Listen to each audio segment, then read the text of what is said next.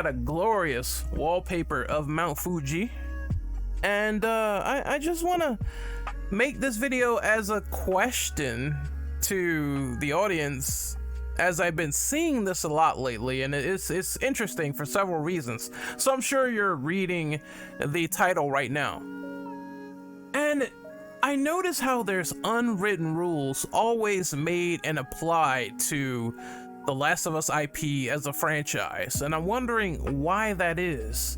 Because constantly people will say to me on the X app, well, you know, this remaster of The Last of Us Part 2 Remaster shouldn't have come out in less than like 3 years, or during 3 years. It's way too short.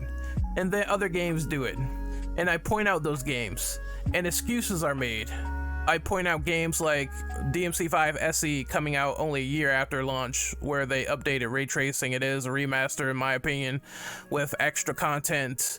They put in ray tracing, they give us turbo mode. It comes out in relatively less time, and there's no one making these anti-consumerism pleas about the game coming out a year later. But when The Last of Us does it, somehow there's a call to arms and the entire industry is cooked. I'm like, what? Okay, so there's other examples as well, right? Like, here we have GTA 5, Sleeping Dogs, Tomb Raider, and Dishonored. Either coming out 3 years later or something to that effect, or maybe shorter. Why is the industry not ablaze when these games come out, but only it happens to The Last of Us Part 2 Remastered? You could talk about the quality, you can talk about what content is being added to make the game fresh, but you're still sort of relatively playing the same game with some of the same levels just touched upon, and some things reworked and added, which is what remasters tend to do. At the bare minimum, you're going out of your way to touch up the old game and re-releasing that old game with the content involved and new content as well. It's ideal, but I seen remasters as well that only did resolution bumps and frame rate bumps, and that's it. Look at God of War 3 Remastered. It's not really new content in there, but did it kill the industry? No, they raised it to higher frame rates and resolutions, and we got the game on PS4. Why was this complaint never said back then? I'm gonna read this post from Reno the Bouncer. My thoughts. Since yesterday, several people have been complaining about The Last of Us Part 2 Remaster coming out only a few years after the original game. I don't want to tell people what to think, but I wonder why there seems to be so little consistency when it comes to criticizing certain practices in gaming, and it often relates to what companies are cool to hate on and which ones are immune to criticism. GTA 5, Tomb Raider 2013, and Sleeping Dogs, Dishonored, each one of those received a remaster, enhanced edition, definitive edition about a year later. Some more than one edition over the years. Resident Evil 4, the original. Sorry. Yet, no one seemed to have a problem, not to the point at least where I think they had a problem where they said it's ruining the entire gaming industry as a whole. When The Last of Us Part 1 came out, a ground-up remake of the original game, people complained that they charged full price. Now, The Last of Us Part 2 Remaster is a $10 upgrade, and yet people still have an issue somehow. Mostly those who wouldn't have played the game or owned the console anyway, go figure, and of course, they have to make all kinds of assumptions and accusations for the character of the players who are happy about it anyway, as always. Again, we've gotten to this weird smelting point where $10 is now an issue. Like, you can say what you want about the price of Part 1, but the price of Part 2 with the $10 upgrade path, it's really nothing to get upset over whatsoever.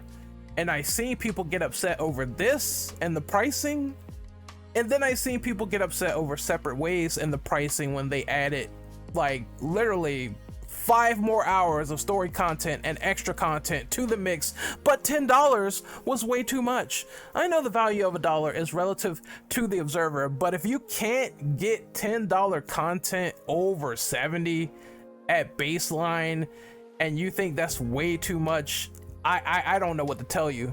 Gaming is way more expensive than $10. I'm telling you right now, with some of these games out here, and some of the long-term effects of micros, and how more and more content and more money gets added to the game, and how those re-releases are also, you know, new releases, and you're paying for more of them, so they go beyond 2, then yes, the money stacks up in both equations. That is true. But it's weird logic. At this point, Sony could pay people $10 to play a game, and somebody out there somewhere will have a problem with it for some reason. And it's okay, but as long as you're consistent about criticizing certain practices. But the problem is there's zero consistency, only opportunism, and fueling the fires and instigating console wars and pretending to feel superior by putting something down. And I agree with every single bit that's being said. If you're excited for this DLC or upgrade or what have you, then enjoy yourself, right? If you're not excited, then it's an easy skip, easy bypass, and the problem is not there anymore once it's ignored. I don't understand the mentality of the gun being aimed so hard at Naughty Dog when there's no unwritten rules for a remaster coming out in less than 3 years, and there's no unwritten rules for a remake coming out in less than 10. And when I bring up Resident Evil 1 remake that came out in 6 years versus the original, people will say, well, you know, but it was a technological leap. It didn't matter, it doesn't count, because you're going from the PS1 to the GameCube, and therefore it didn't happen where it came out 6 years later from original release, which is shorter than The Last of Us Part 1. You won't mention that, but there's an excuse. You see what I'm saying? There's an excuse. There's trying to alter history just because one thing leaped to another console. All right, so if you say that, fine, but it still doesn't debunk in less time. A remake has came out in the past 6 years prior to The Last of Us, and the unwritten rule of, well, a remake shouldn't come out less than like 10 years later, or that it should be like 20 years. That's been debunked.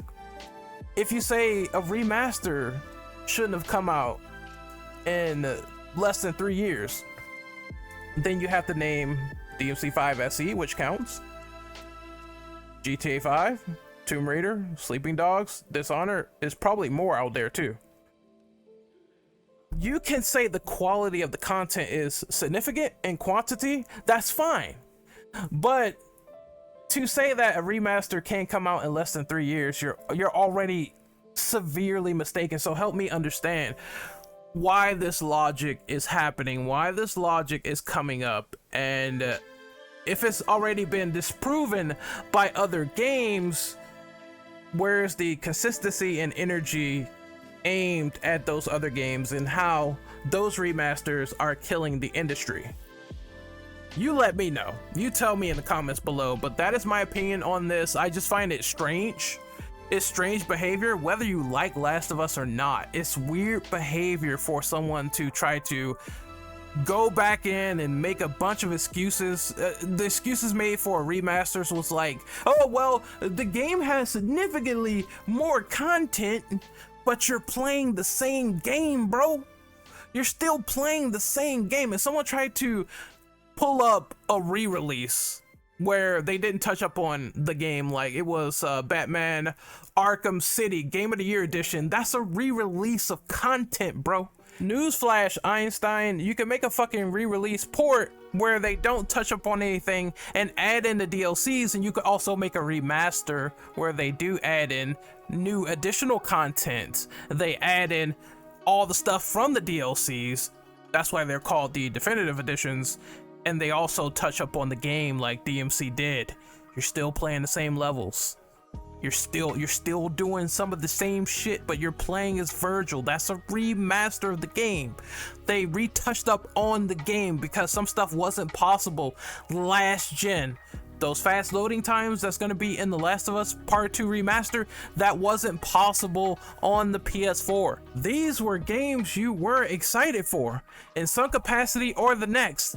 Stop trying to damage control because you still bought a remaster in this case. Brother, I bought Resident Evil 4 several times with incremental updates. I'm not above it. There is a vested interest in remasters, always has been in the gaming community. And I think if you just have an issue with this and you don't understand, then quite honestly help me understand, because I'm not understanding your point whatsoever. Is there a rare breed of people where they can engage in civil discourse and it's not about saying the word woke like 5 million fucking times over like you're a toddler?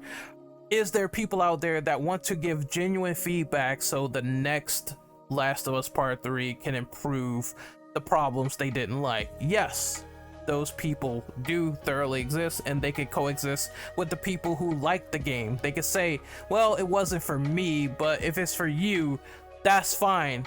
Those people do exist. At the same time, are there bad faith arguments out there on this entire franchise? Is there destructive criticism on how folks would want these people to die in a flaming inferno just because they simply don't like Naughty Dog because they're too psychotic to really understand logical sense, logical reasoning, and civil discussions between this entire franchise? Yes, there are fucking psychopaths out there, I'm not gonna lie. Fuck those people in particular. It's a goddamn video game. You don't have to go through such unjustified lengths of destruction and lies and slander and nothing really seeming correlated or right in the first place, doing revisionist history, all this nonsense just to make yourself feel better because of a video game, and you're just going the extra mile here. Like we're talking like the death threat people. You guys are fucking crocked, man. And I think people saying creativity is dead and buried, no. Because, I mean, shit, you got companies still making new IPs. It's not just one singular company. New IPs, new sequels. I guarantee in 2025, the year of gaming is gonna pop like a blood vessel. There's been so many games that came out this year alone. Sequels, original IPs, new games. Some are even Game of the Year contenders. Are you not paying attention? Like, what the fuck? What is this whole thing where it's like, oh, well, in the industry scene, there's gonna be no creativity because Sony decided to make a decision on making a remaster? Like, what is that? What is that pretentious nonsense that I always hear every singular time, and it makes no sense? New IPs are gonna thrive, sequels are gonna thrive, what sells will sell. And there's gonna be indies and all this other shit. So look at the world around you for gaming. Everything does not revolve around PlayStation Studios. Fucking Hi-Fi Rush, all that good shit that came out, everything. It's been so diverse, and someone saying that because Naughty Dog does something that the gaming industry is dead, I think you're paying way too much attention, buddy, to PlayStation Studios, to AAA games, and you're not expanding your horizons. Like, it's equivalent to those people that only play Call of Duty, only look at Call of Duty, and they get mad and say there's nothing else to play when there's many games around them.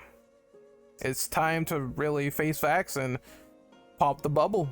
That's the only thing I can say about this. There's no unwritten rule on a remake releasing before 10 to 13 years, and there's no unwritten rule on a remaster releasing in less than 3 or 4 years, except reality. Chase a bag hoe. I don't fuck with no groupies. This is reality, my nigga.